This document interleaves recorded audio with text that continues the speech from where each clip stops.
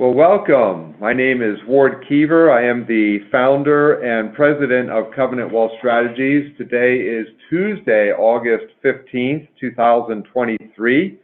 I'm joined today by Michelle Fisher, who is part of our leadership team here at Covenant Wealth Strategies.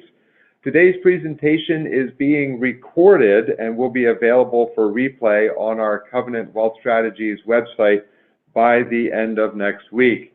Well, I am so excited about this presentation today, our Eventide Mid-Year Outlook, what, why, and where. And I'm not just excited because it's a mid-year outlook, but I'm especially delighted that we have Eventide, which is a mutual fund family that we've had a long and successful relationship with and that our clients have benefited from significantly. We are joined today by two individuals from Eventide. Jeff Cave, disclaimer, Jeff and I have been friends and our wives for over a decade. We've had a lot of fun together and we've attended conferences together. We've been out to dinner together, and so Jeff and his wife Donna have a special place in our hearts. Jeff, in his current role at Eventide, is responsible for institutional sales and client service. Prior to coming to Eventide in 2015, Jeff was with Merrill Lynch for almost 23 years as the director of the ultra high net worth wealth management for the private banking and investment group at Merrill Lynch based in New York City. Jeff holds the CIMA Certified Investment Management Analyst certification, administered and taught in conjunction with the Wharton School at the University of Pennsylvania, which, by the way, Jeff, little known fact, but my grandfather was a Wharton MBA grad. So wow. Ward Keever Jr. Yeah, Ward Keever Jr. Jeff is also a certified Kingdom advisor, as am I, and a member of the board of Kingdom Advisors and the board of managers for the Ron Blue Institute for Financial Planning. Jeff also holds an MBA from the University of Minnesota and a BBA in management and marketing from Loyola University. So that's all the formal stuff. The fun stuff, Jeff and his wife invested in the movie I Can Only Imagine, which was a box office hit in 2018, a true story based on the life of Bart Millard and the Christian band Mercy Me. Jeff also won a limbo contest, and the grand prize was a cruise to the Bahamas. So I could tell you a lot more about Jeff Cave, but we'll leave it there for right now. Dr. Kyle Rasbach is also with us, and I do not have as long of a tenure with Kyle, but he has extensive experience in clinical pharmacology. He is both a PharmD, meaning a doctorate in pharmacology, as well as a PhD, so somebody who is extremely educated. So extensive experience in clinical pharmacology, basic science, and healthcare equity research. Prior to joining Eventide, Kyle was a managing partner at Pappas Capital, which is a life science venture capital firm that invests across biotech, biopharmaceuticals, drug delivery, and medical devices. Earlier in his career, he was an equity research analyst and vice president at T. Rowe Price, where he managed pharmaceutical, specialty pharmaceutical, and biotech investments. So he holds a PhD in pharmaceutical and biomedical sciences, as well as a PharmD from the Medical University of South Carolina. He completed his postdoctoral training in the laboratory of Bruce Spiegelman at the Harvard Medical School. He also holds an MBA from the Citadel and a BS in biology from Dedison University. So Kyle is also well acquainted with Finney Curavilla, who is one of the co-founders of Eventide and shares some similar background there. So some fun facts about Kyle and his wife, Lisa. They enjoy restoring historic homes, including their home in North Carolina. And we were just comparing notes prior to this presentation. Our stone barn will celebrate its bicentennial, 200 years old next year.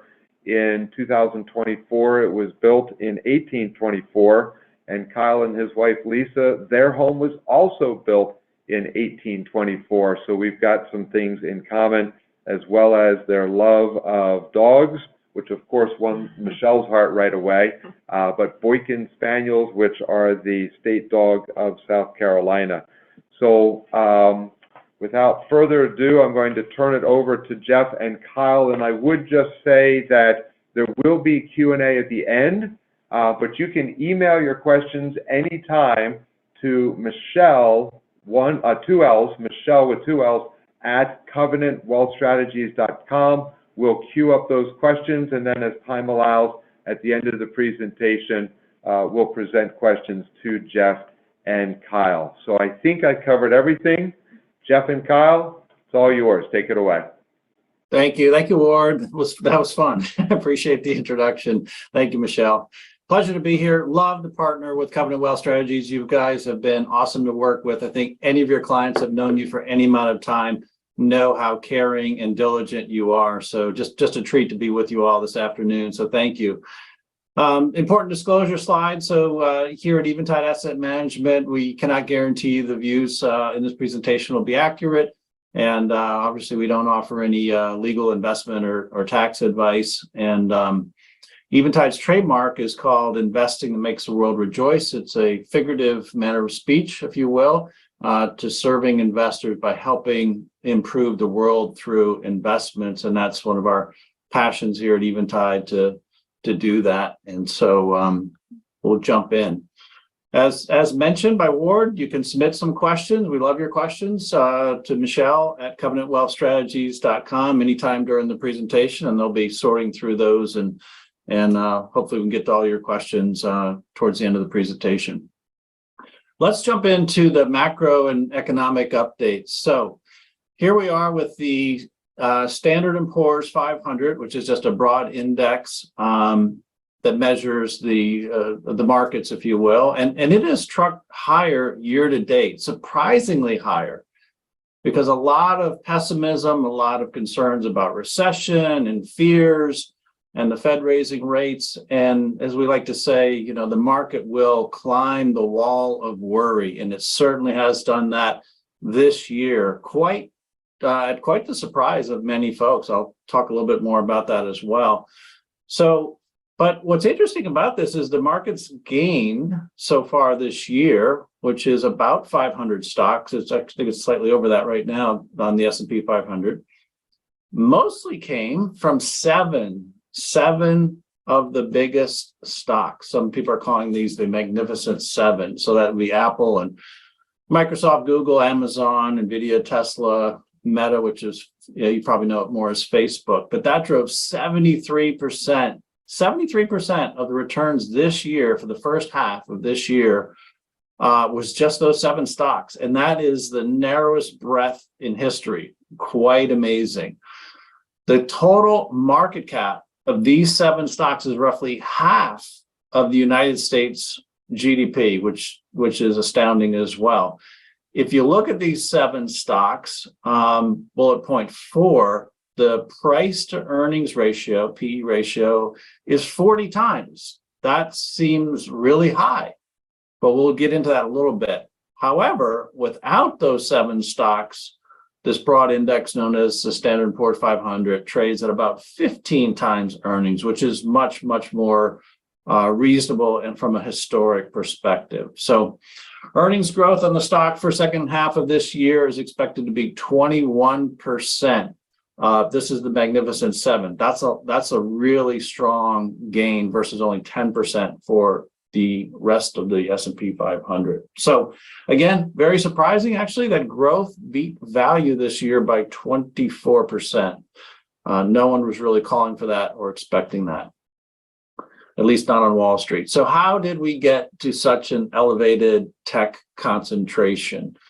This has been decades of low interest rates, of easy money, if you will, and these companies have been able to build significant advantages over others. It's hard to imagine life today without perhaps Amazon, or for some of us, Facebook or Instagram or WhatsApp, or all of those types of technologies, and they have created these moats, so it's hard for others to break in. In fact, on the AI front, which we'll talk about later, some of this AI will cost at least $100 million to just begin to be in that game of AI. So it's very, very difficult for others to come into this space and gain an advantage. I want to show you the top 10 stocks, as we called them, the Magnificent Seven. They do have a significant premium over the market. If you look at this chart on the bottom are the years. So starting in 1964 and ending through about 2023, I believe is where this ends, halfway through 2023. And it looks a little scary. It looks a little top heavy compared to if you look at 1999 or right around 2000 before the market significantly sold off. But that's not the full story. So let me get to the rest of that. Inflation is what the Federal Reserve, has mostly been concerned about. And you can see here that about a year ago, inflation was trending up and up, and well, 2 years ago, up and up and up to the point of almost 6.5%+. And now it's trending down, which is what the Federal Reserve wants. They're raising rates in order to get inflation down. And it's down to 4.8%. And that is not including, this is core inflation, so it doesn't include food or energy. If you include food or energy, inflation is actually quite lower than 4.8%. Another data point that confirms inflation is coming down is looking at the 5-year inflation expectations are coming in at 2.2% for the bond market. That's really good news. The Federal Reserve is hoping for 2%. The 5-year expectation is 2.2, so it's really close. It's really close. Again, that is good news for everyone because inflation is basically a tax on every human being. So this is trending in the right direction. Another data point, the Fed funds rate. So what this is, it's known as the dot plot, just because that's exactly what it is. It's a plot of dots where each voting member of the Federal Reserve gets to vote and what their expectations are going forward. So if you look on the left, you have 2023 Fed funds rate around 5.5, a little above 5.5. And what are the expectations? That within 2 or 3 years, the Fed funds rate could be as low as 2.5%. That's great news. If you're looking to buy a house in a few years, that would be, or refinance in a few years, that could be very, very helpful. So what might equity markets be saying? Well, many people position themselves for a recession. This has probably been one of the most widely anticipated, talked about recessions in the media in a long time. And so far, we haven't hit it. So because of that, the new buzzword of the day, very popular word, is Goldilocks. Perhaps we're in a Goldilocks scenario, which means strong labor markets plus disinflation. That's going to mean consumer spending. Why? If you have a good job that pays well and inflation is coming down, you're probably going to spend some money. So the old adage on Wall Street is don't fight the Fed. And what the markets are doing is looking forward. They're not looking to the next Federal Reserve meeting, whether that, they're going to raise rates or stay pat. That's not that important. What's important is the longer term trajectory of rates, which we just showed you. So they're looking through that to hopefully a strong recovery. Let's jump into what we call the 3 legs of the stool approach to evaluating the health of the market. Each one of these have their own predictability and benefit to themselves, but combined, they're very powerful. And those are valuation, leading economic indicators, and sentiment. We'll take one at a time. Let's jump into sentiment first. Here at Eventide, we're a Boston-based firm. This is our favorite chart on sentiment, and it goes back to 1985. My old firm, Merrill Lynch, Bank of America Research, produces this particular chart. Benny talks about it every quarter. And what we see here, this is actually a contrarian chart. So that blue line that's almost touching the green line on the right side of your screen in the year, this year, 2023, is saying that on average, that the sell side analysts, meaning people who are recommending stocks or bonds on Wall Street, the big firms on aggregate, they're saying, we're a little nervous. You probably shouldn't have a lot of stocks. So that's a contrarian, which means you probably should have more stocks than they think you should have. If you're looking at the middle of the chart, you can see that right in here, if you see my mouse, you'll see that in 2020, when we had the dot-com bubble, they were extremely bullish, which meant you probably should take some money off the table. And then during the 08-09 crisis, it got all the way into negative territory. And again, this is, I think, during the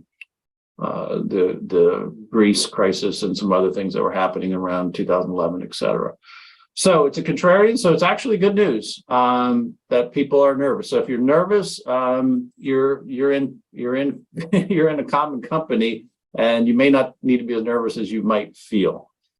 So that's sentiment. Let's go to valuations. Valuations, a bit of a mixed bag here. The S&P overall is expensive. So this is just a chart that here at Eventide we show every quarter. And you can see on average, price to earnings ratio trailing is expensive relative to historic norms, 27%, forward consensus PE. All of these measures here are showing that the market overall, as compared to the in measure of the S&P, is expensive. Even stocks relative to bonds is expensive. However, that's not the full story. The fuller story is that in the small cap world, small cap valuations as measured by the Russell 2000 is very different from the S&P or the Standard & Poor's 500. What you can see here is smaller companies, that means smaller by their valuations within the market, are actually 27% cheaper, on a trailing PE 12, and you can see down the list. So smaller companies, there looks like there's some opportunities there. There's another chart that shows small caps are cheap relative to large. We haven't seen this going back to all the way 1985. So small cap might be an interesting place to find opportunities to invest. This is just a chart on the flows. It shows kind of the same thing. In the interest of time, I'll skip through that. So that's valuation. Let's go to leading economic indicators, the third leg of our economic stool, if you will. This is not great news. So leading economic indicators are showing continued weakness, right? The Fed is raising rates. Things are slowing. They have to slow. They have to slow in order for inflation to be under control. And we're seeing that inflation is getting under control. So it's not great news overall that, but it does not tell us or predict what the market is going to do. It just tells us that things are slowing. We don't know how fast and for how long. The yield curve, you may have heard of that. That is just, this idea is inverted. That just means that normally you would get a lower interest rate for a short-term CD or bond than you would for a longer-term CD or bond. And right now that is inverted. And it's been inverted for about a year. So that typically tells us that we will be going into a recession at some point, albeit perhaps mild. So with that, I'll stop on the macroeconomic side. We want to give Kyle some opportunity to talk about biotech, and then I think maybe between biotech and AI could be the more interesting part of the presentation. So with that, Kyle, you're back on. I'll let you jump in here and give us some perspectives on AI. I'll move the slides for you as you ask. Perfect. So thanks, Jeff. Maybe to set the stage, we just kind of talked about macro, but to maybe set the stage, the macro environment, which is a little bit more micro, but still macro for healthcare. Talk about some of the things that we're excited about. And I think when we think about investment opportunities at Eventide, oftentimes we're really looking to find areas where there's real need in society, but there's also an intersection with opportunities for secular growth. And I think we all recognize that healthcare is a huge area of need for improvement in technologies. And with the aging demographics that we have in this country, With the rate of healthcare spending we have in this country, I think we all recognize that new solutions are really going to be integral for our success moving forward. This is a quote from Steve Jobs that talks about some of the ways we think we can solve these problems. And he said that he believed the biggest innovations in the 21st century will be at the intersection of biology and technology, with the idea that a new era is beginning. And we would agree with that. I think on this next slide is really a pictorial description of the arc of innovation that we've seen over the last couple of decades. And maybe if I take you back, 20 years ago, there's that blue dot on the screen, and that was the first time that a draft human genome had been sequenced. And I think a lot of us remember, we thought the world was going to change in 2003, that all of a sudden we'd have all these new medicines tomorrow that would solve all the problems of aging, all the problems of society. From a medical standpoint, could be solved by having a genome in our hand. And I think what we've realized looking forward is that was a little overly ambitious. One, it took a better part of a decade to sequence the first genome that cost millions of dollars, and the technology took up rooms of space, and so it really wasn't feasible to do that on a large level. Secondly, even if you could do all of that, the amount of information that you would start to aggregate from having the sequences of hundreds of thousands of people's genomes was really too voluminous to even know what to do with. Now today, fast forward to 20 years later, we have genome sequencers that are the size of small computers that sit on a desktop. They can sequence your genome in an afternoon for $200. And when they do that, they can put it into databases that then can be analyzed through artificial learning and machine learning, and all the artificial intelligence capabilities that Jeff's going to talk to you about, to really make those data sets actionable, to the point where now almost every clinical trial includes some sort of genomics. And we're really excited about the prospects that that's bringing to drug development today and over the next 5 to 10 years. So we'd really agree with Steve Jobs where we are today, that the next decade is going to be defined by the intersection of biology and technology. And it's one thing for me to tell you that. It's on the next slide. I think the proof is always in the pudding. Going back to 2008, and you can see here from half a decade worth of drug approvals at the FDA, they were averaging about 28 drug approvals on an annual basis. Now, fast forward to where we've been the past 5 or so years, and that number has almost doubled, about 50 FDA approvals on average. This year, we're ahead of that pace, looking for probably closer to 65 approvals if we continue at the current pace this year. So you can really see what this convergence of genomics and technology has done to bring more drugs more efficiently to market more quickly. So we think that the theme is really starting to play out, and that this will only accelerate over the next decade. Importantly, I think when you ask yourself, where is this innovation coming from? If we were to look back at that that 2008 period, what I can tell you is about 80% of drugs that were being developed in the walls of large pharma and large biotech. So think about Merck, Pfizer, Bristol Myers Squibb, Roche. The largest pharmaceutical companies in the world were responsible for most of the innovation, whereas where we are today, that story has almost completely flipped, to where now 2/3 of FDA approved drugs are starting in smaller biotech companies. And that's going to be important when we talk about another theme over the next 5 to 10 years. You ask yourself, where is innovation coming from, and how is that innovation ultimately going to be monetized? On the next slide, what we've illustrated here is the problem with big pharma. Now that they are no longer developing drugs on their own, what do they do? They benefited from a lot of their own innovation and external innovation, but they have this issue now where their revenues are very much dictated by the intellectual property timelines that their products are afforded. And over the next call it 7 to 8 years, there are about $200 billion in patent expiries that are expected to occur across large pharma and large biotech. And I just told you that the majority of innovation in FDA approved products is not coming from large pharma and large biotech. So what does that mean that they need to do? And that means that they need to go out and they need to replenish these pipelines and replenish revenues by buying the more innovative biotechnology products that come from these small biotech companies. Fortunately, coming out of the COVID era, these large pharma companies are very well positioned to do that.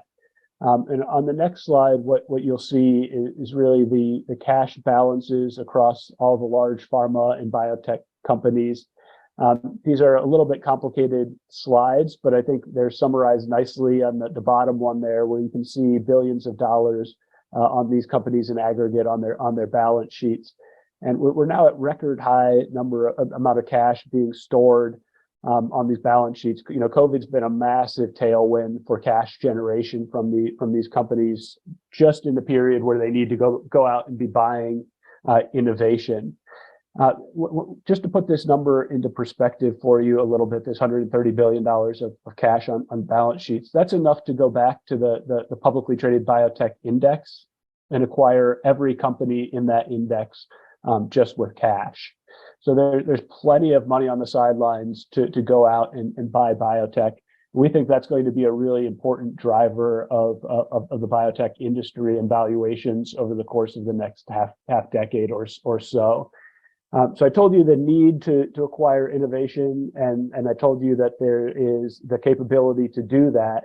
On the next slide is, you can ask yourself the question whether that's actually materializing or not. And hopefully, what you can see on this slide is that we're really making good headway in terms of accomplishing the M&A that we need for biotech to really pick up.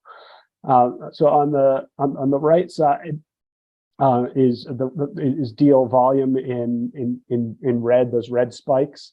And what you see in the blue chart that's going up and to the right is the number of deals or M&A events that have been occurring. And I think the takeaway picture is that we've seen a steady increase in the number of deals getting done year over year, really picking up pretty substantially in 2021. And if I told you that that this thesis is really starting to play out, on the next slide, I think there's some numbers to try to prove that to you.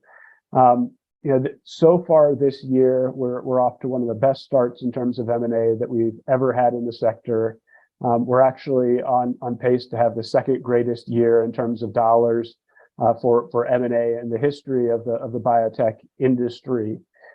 You can see that the premium paid for biotech companies on an average deal is greater than 83% over the prior year's closing price. So hefty premiums being paid, which again expresses the desperation of the buyers. And the last time that we had M&A dollars outpacing IPO dollars 2 years in a row, the following year, the biotech index was up greater than 100%. And so this is exactly the case that we're in now. We're seeing a depressed IPO market, a really robust M&A environment, and we're not making the claim that the next 2 years we'll have markets up, biotech markets up greater than 100%.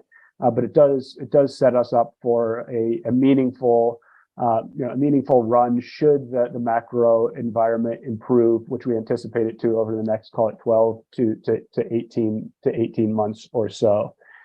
So we talked a little bit about the need for biotech innovation when we think about patient demographics, healthcare spending. We know that the pace of scientific innovation is blistering, is exceeding what we've ever seen in the history of science. We've seen more drugs being delivered to the market in shorter periods of time.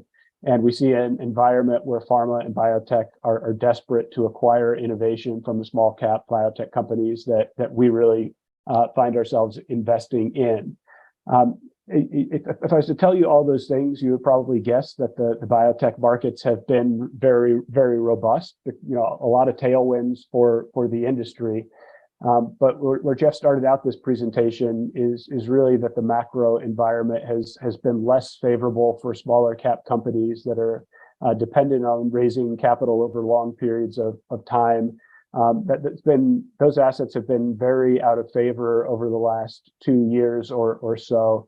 And so on the next slide, what you can see is really where the biotech index has gone over time. And I think we all remember in 2020 going through the pandemic and looking at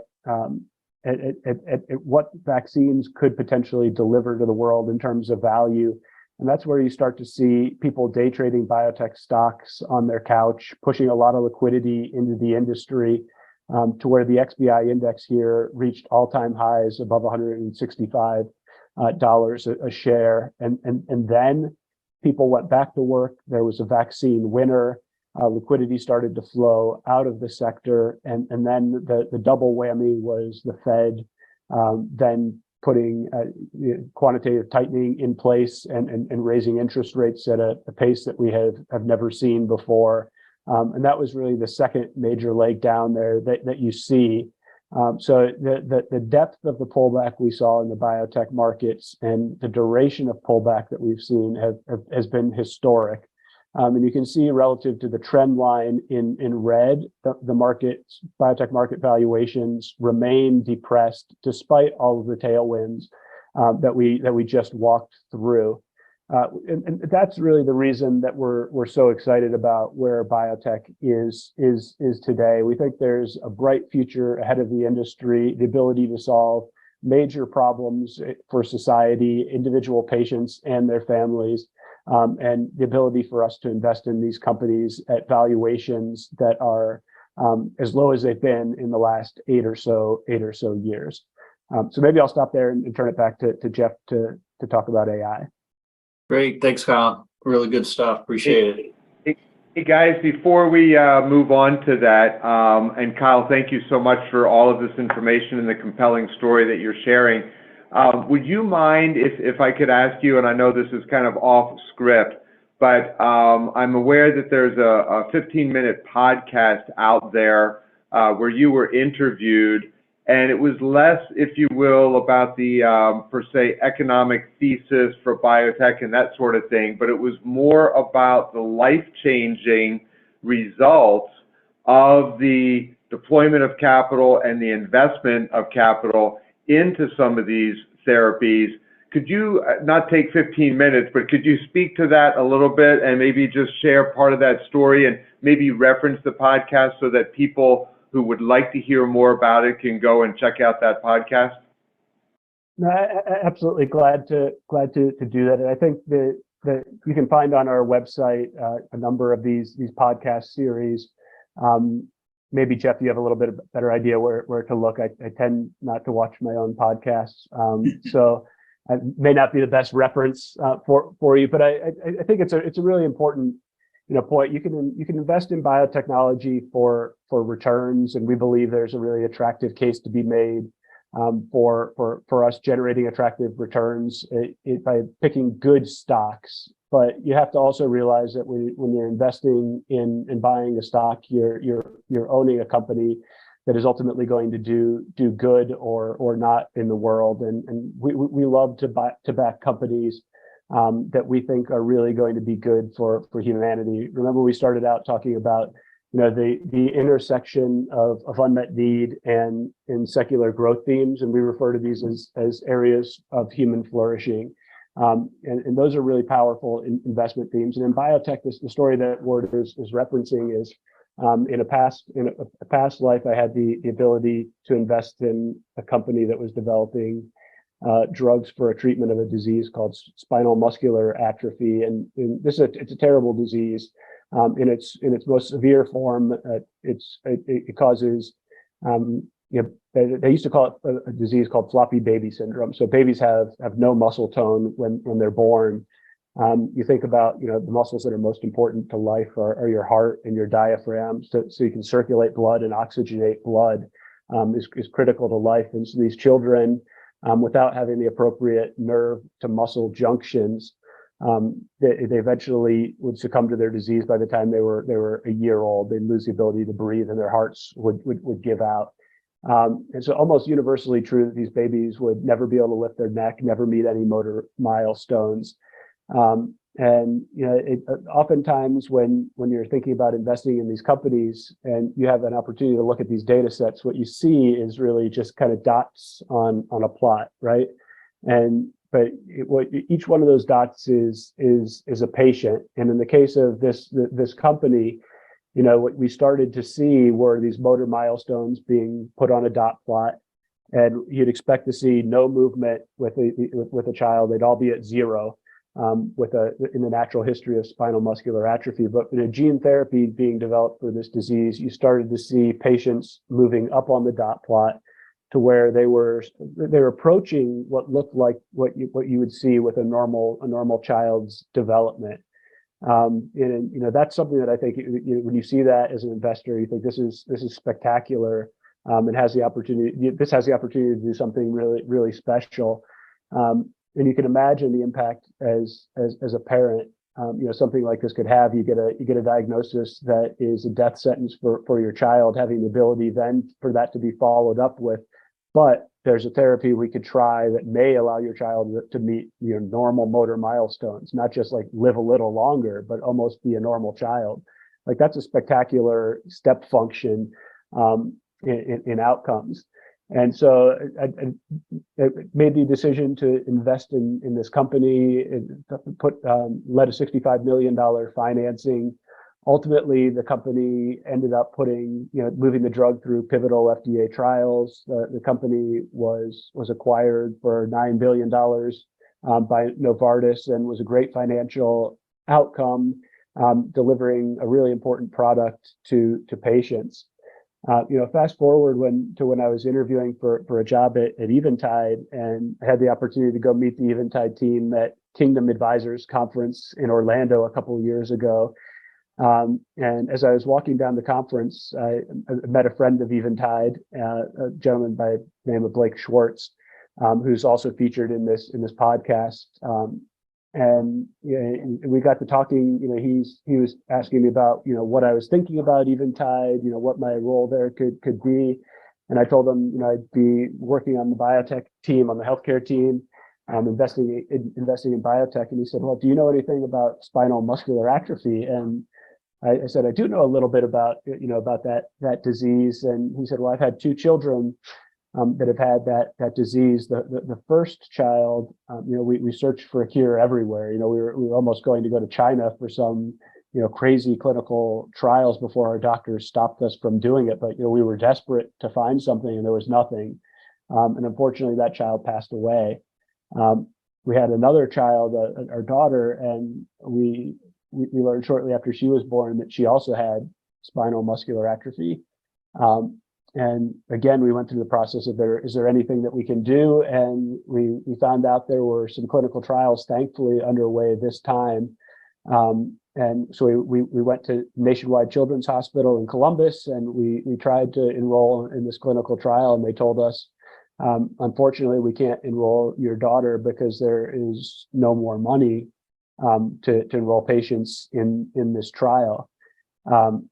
Fast forward a couple of weeks, they got a call from Nationwide Children that said, actually, the change of events, the company's received some financing, and we can enroll your daughter into this trial. And so it turns out that financing that came into the company was the financing round that I had led, that afforded his daughter, the ability to get this treatment, which ultimately saved her life and allows her to, enjoy a lot of the things that normal children get to enjoy today. So it's some of those, those moments when you cross paths with people that have been impacted by the work that you do that are really the most meaningful. I think what motivates us at Eventide very strongly. Certainly, the healthcare team is really encouraged by these kind of personal stories when you realize that every dot you're seeing on that page is really more than a dot, and is some person, that's some part of some family that's really looking for something that can help change their lives. So that's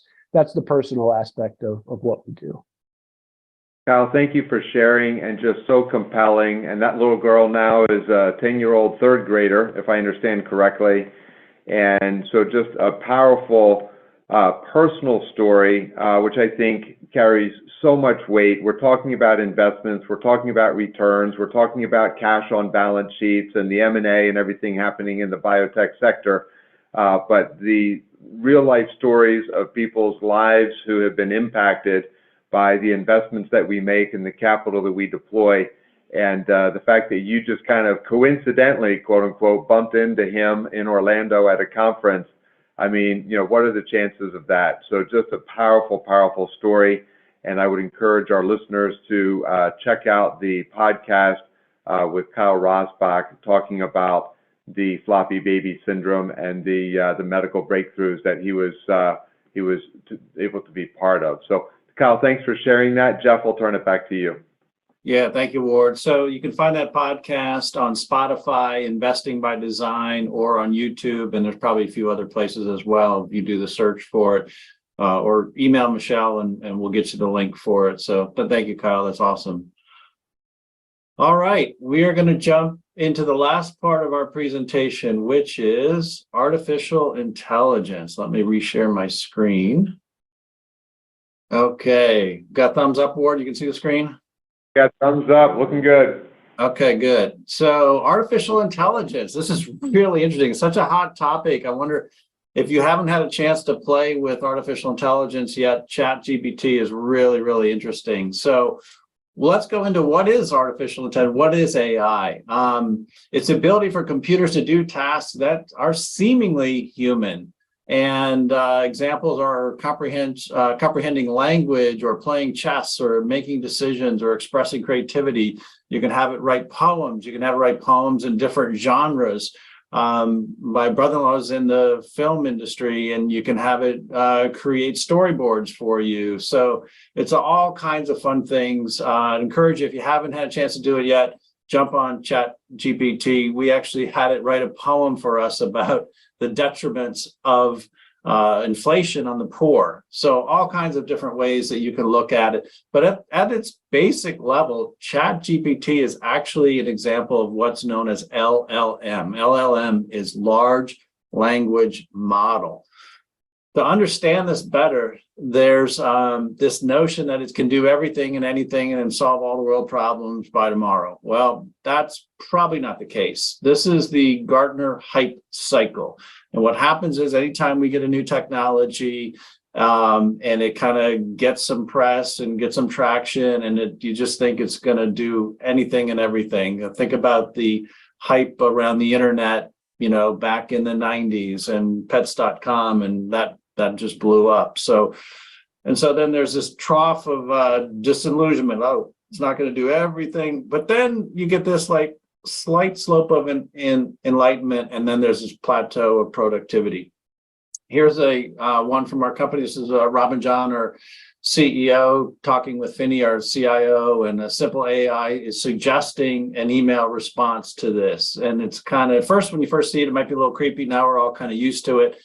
And it's just giving you ideas. You think it's reading your stuff. It's actually not. It's just giving you a common reply to what it thinks what might be being said here. So here's how it actually works behind the scenes with this large language model is it's actually just probabilities. So if you take a simple sentence like the car drove into, and it's looking throughout the internet and looking all around, what's the chances? There's a 70% chance the next word would be drive.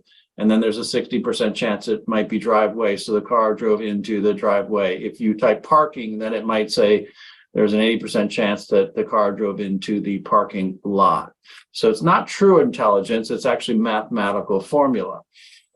I don't need to go on the technical side of it as much, but here's an example where the Trevi Fountain, and some of you have maybe been to Italy, and you know that the Trevi Fountain is in Rome, but it doesn't know that for sure. It checked around and it had a 90% probability of actually guessing it probably is in Rome without actually knowing whether it is Rome. I'll skip the math behind it, but just know that the computational exercises that are required is massive, and it has implications for semiconductors and for cloud and networking and storage and all kinds of things like that.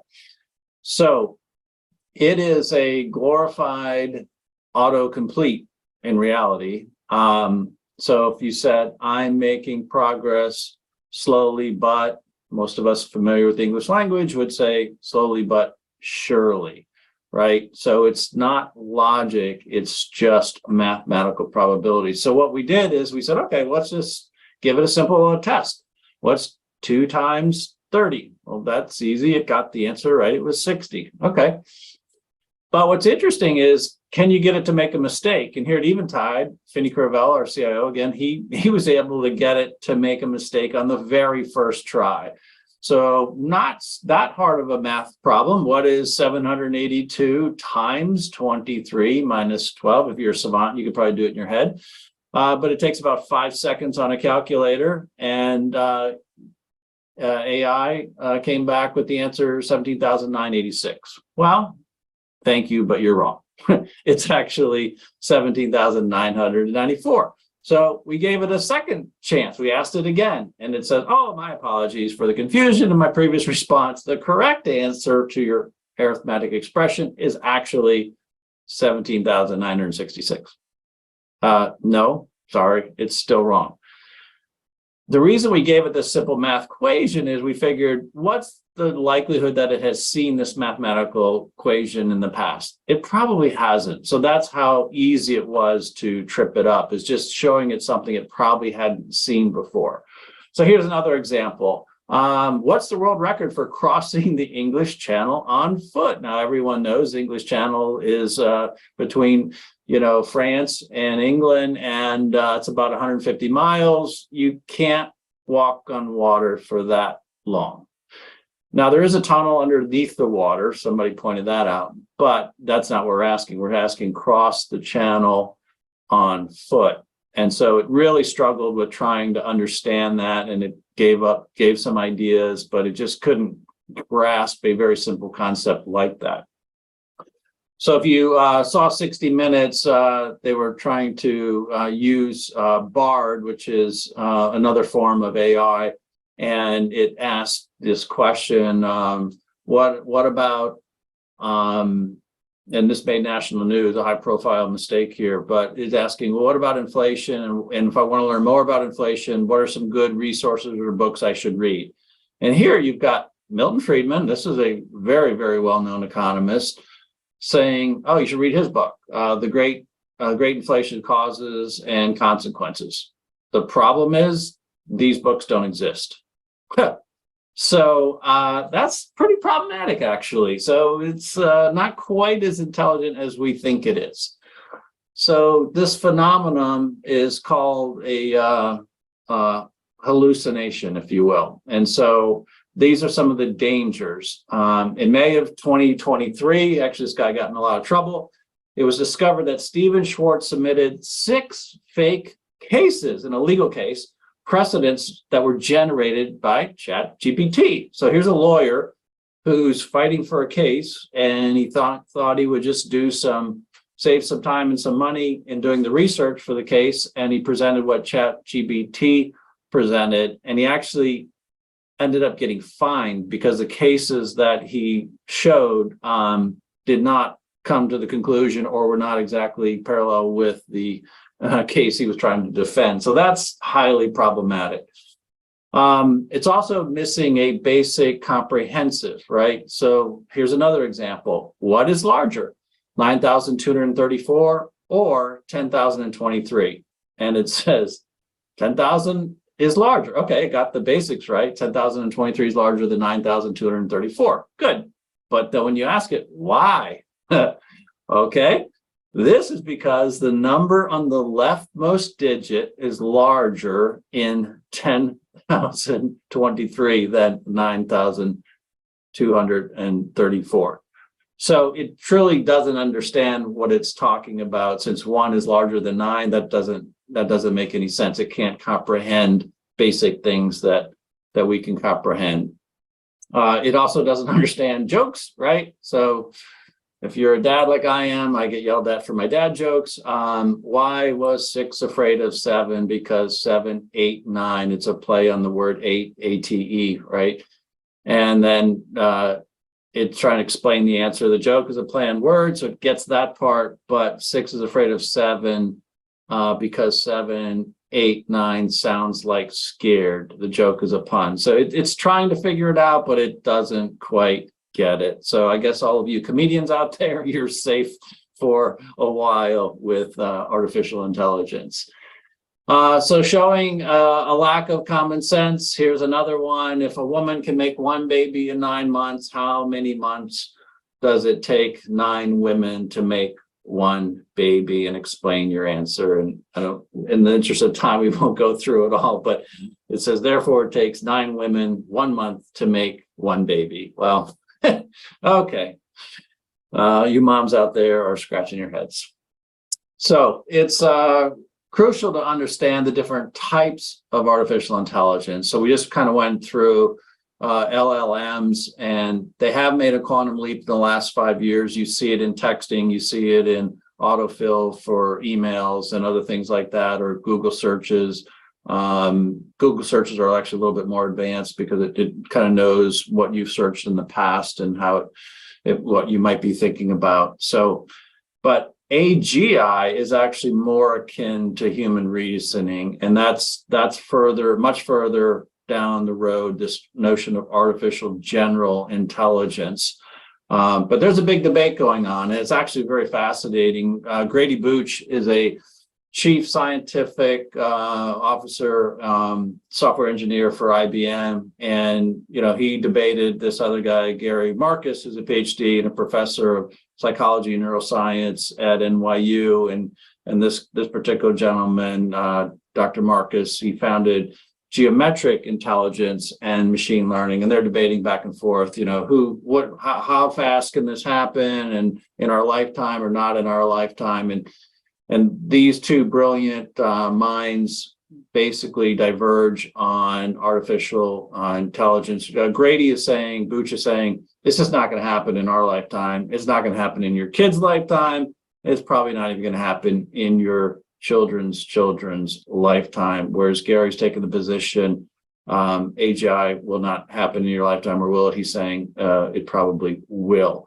Now, today, the best, the master chess players cannot beat the computer.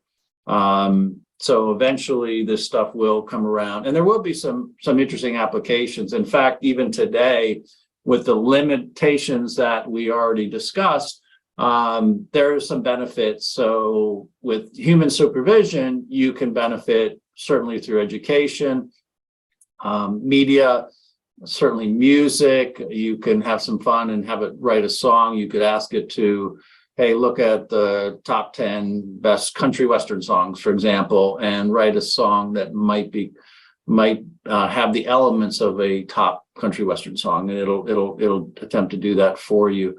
Certainly in medicine, and Dr. Finney Crivello and I think Dr. Carl Rasbach would also agree that we're very close to, in the field of medicine, where artificial intelligence will be able to diagnose people better and faster than even some of the best and most highly trained doctors in the country. So there will be certainly benefits, utilities, defense law, and et cetera, as, again, governed by human supervision. So that could equate to as much as 1.5% per year of increased productivity over the next 10 years. If you think back to the earlier part of the presentation where we talked about, the tech bubble, and once we figured out how to really use technology, it became just integral and part of our life. So data.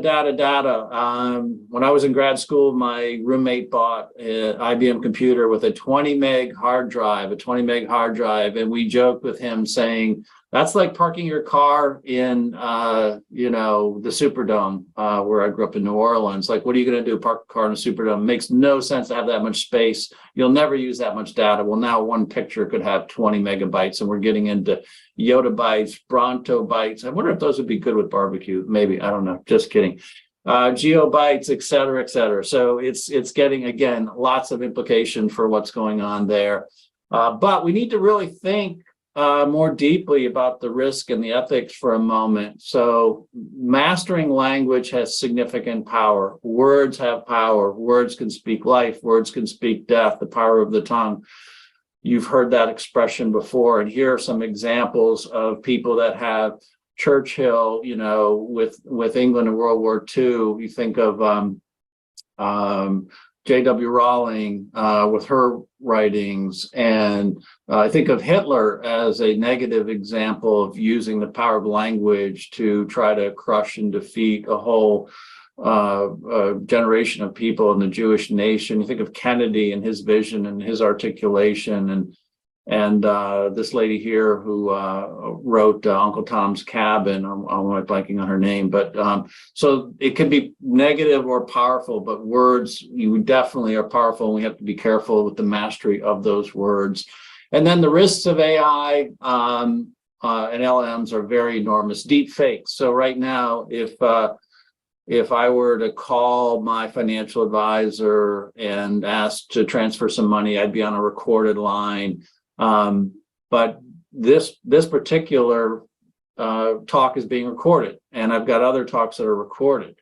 So there's language, my voice, your voice, probably out there in the universe somewhere, and they can splice it together, and it could sound like I am talking, or your mother is talking to you on the phone, and it's actually a deep fake. And so it's very, very dangerous in terms of, just corruption and crime and things like that. So we have to just be very, and will artificial intelligence play a role in the 2024 election and things like that? And can you get scammed? So lots of different aspects to be. In fact, a Google engineer got fired for saying AI has a soul, which is interesting, that he lost his job over that particular issue.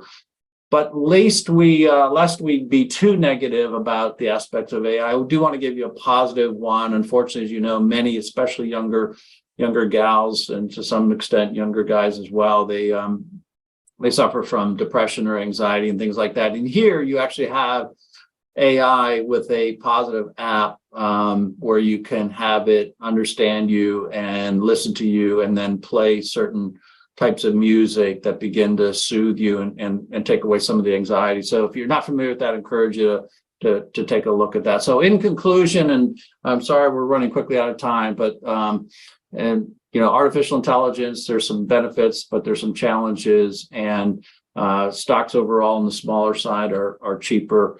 I'm going to just stop there because I think we want to maybe ask some questions, because got 2 minutes left. So what kind of questions do we have rolling in, Michelle?